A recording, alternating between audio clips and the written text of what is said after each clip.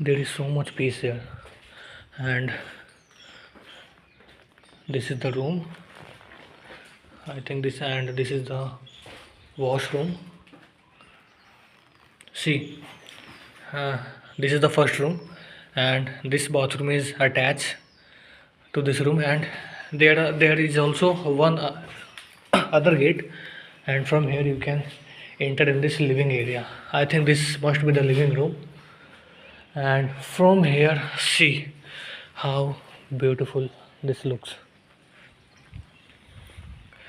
This is just amazing. I have never seen such a big balcony in my entire life. Just see the view from here.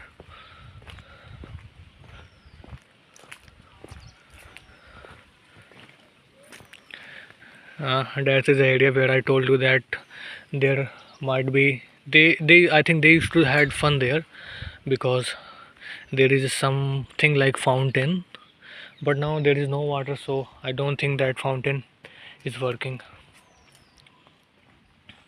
And there are these kind of many secret bunkers. I will also try to show you these bunkers.